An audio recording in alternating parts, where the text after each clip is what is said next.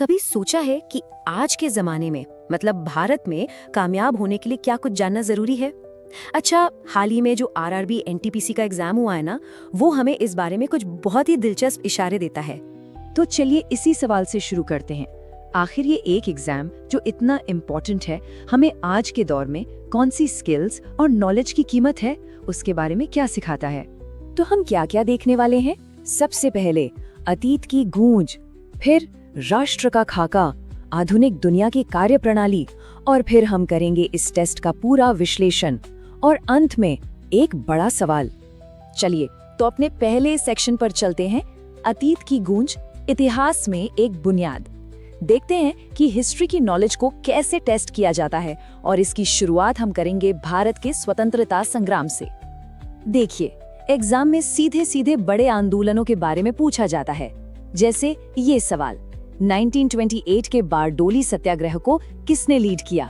ये गुजरात का एक बहुत बड़ा किसान आंदोलन था, और ये सिर्फ कोई छोटा मोटा विरोध नहीं था, बल्कि इसने आजादी की लड़ाई में एक नया मोड़ ला दिया था। और इसका जवाब था सरदार वल्लभ भाई पटेल।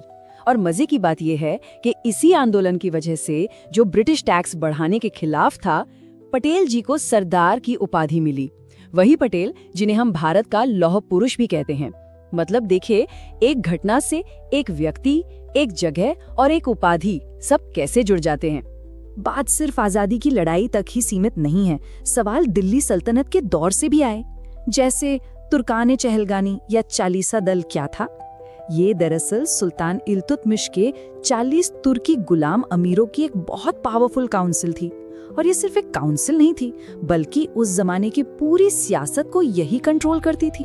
और अब हम इतिहास में और भी पीछे चलते हैं। सल्तनत काल से भी हजारों साल पहले सवाल पूछा गया कि सिंधु घाटी सभ्यता के दौरान सबसे बड़ा व्यापारिक बंदरगाह कौन सा था?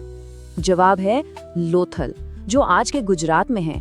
ये करीब 2500 ईसा पूर्व एक बहुत बड़ा ट्रेड सेंटर था, और माना जाता है कि ये दुनिया के सबसे पुराने मानव निर्मित डॉक्स में से एक है, जो भोगावा नदी पर था।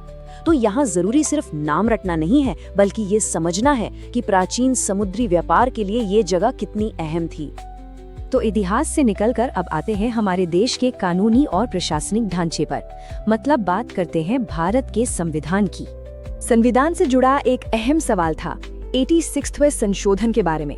इसने माता पिता के लिए कौन सा जरूरी कर्तव्य जोड़ा?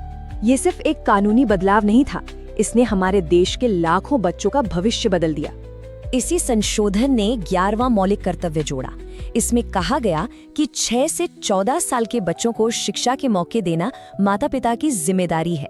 और इतना ही नहीं, इसी अमेंडमेंट ने आर्टिकल 21A के तहत शिक्षा को एक मौलिक अधिकार मतलब फंडामेंटल राइट भी बना दिया। तो ये दिखाता है कि हमारा संविधान कैसे विकसित हुआ और शिक्षा एक लक्ष्य से बढ़कर एक अधिकार और कर्तव्य बन गई। एक और सवाल था कि कोई बिल कानून कैसे बनता है। देखिए, ये हमारे लोकतंत्र के काम करने का एक बेसिक तरीका है।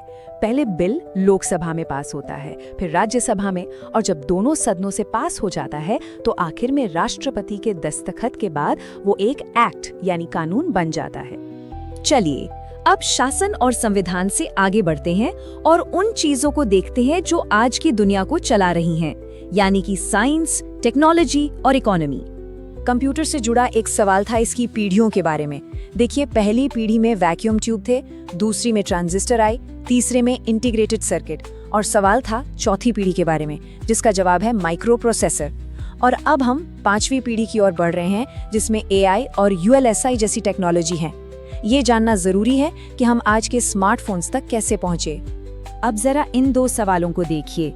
एक तरफ पूछा गया हाइड्रोलिक ब्रेक किस सिद्धांत पर काम करते हैं, जो पास्कल के नियम पर आधारित हैं। दूसरी तरफ डाल्टन की एटॉमिक थ्योरी को किसने चुनौती दी, जिसका जवाब है सब एटॉमिक पार्टिकल्स की खोज ने।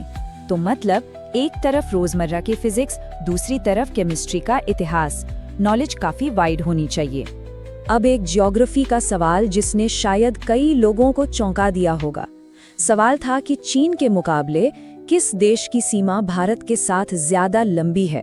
ज्यादातर लोग चीन ही सोचेंगे, लेकिन सही जवाब है बांग्लादेश, जिसकी सीमा लगभग 4096 किलोमीटर लंबी है। एक और आंकड़ा 67,956 किलोमीटर। ये 31 मार्च 2020 तक भारतीय रेलवे के रूट्स की कुल लंबाई थी। पता है कितना है? ये दुनिया का चौथा सबसे बड़ा रेल नेटवर्क है। मतलब इतनी दूरी कि आप धरती के लगभग 1.5 चक्कर लगा लें। अच्छा, तो इन सारे सवालों को देखने के बाद हम इस एग्जाम के बारे में क्या समझ सकते हैं? चलिए इसका एक मेटा एनालिसिस करते हैं। अगर हम सवालों के डिस्ट्रीब्यूशन को देखें तो साफ पता चलता है कि करंट अफेयर्स और हिस्ट्री से 8 से 10 सवाल आ रहे हैं। मतलब आज क्या हो रहा है और हमारा अतीत कैसा था, इन दोनों की गहरी समझ बहुत जरूरी है। इसके बाद पॉलिटी और कंप्यूटर का नंबर आता है। और एक और बात, एग्जाम का पैटर्न ऐसा है कि सवाल मिक्स करके दिए जाते हैं। मतलब कभी मैथ्स का सवाल तो अगले ही पल रीजनिंग का और फिर एकदम से जीके या जनरल साइंस का। तो ये सिर्फ नॉलेज का टेस्ट नहीं बल्कि दिमागी फुर्ती का भी टेस्ट है। ओवरऑल देखें तो पेपर की डिफिकल्टी मॉडरेट थी। मतलब ना बहुत मुश्किल ना बहुत आसान। कुल 100 सवालों में से ज्यादातर कामयाब कैंडिडेट्स ने 75 से 80 सवाल अटेम्प्ट किए। तो फिर इस पूरे एनालिसिस का निचोड़ क्या है? आखिर में सवाल क्या बचता है?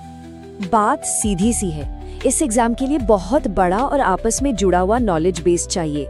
मतलब प्राचीन बंदरगाहों से लेकर संवैधानिक कानून तक और अदालतों में एआई से लेकर आज की जियोपॉलिटिक्स तक सब कुछ पता होना चाहिए। अलग अलग फैक्ट्स याद करने से बात नहीं बनेगी, बल्कि इन सबको जोड़कर एक बड़ी तस्वीर बनानी होगी। तो ये 2026 की परीक्षा का एक स्नैपशॉट था और ये हमें एक बड़े सवाल के साथ छोड़ जाता है। अगर आज कामयाब होने के लिए ये सब जानना जरूरी है तो आने वाले कल की परीक्षा क्या होगी? मतलब जरूरी ज्ञान की परिभाषा आगे कैसे बदलेगी?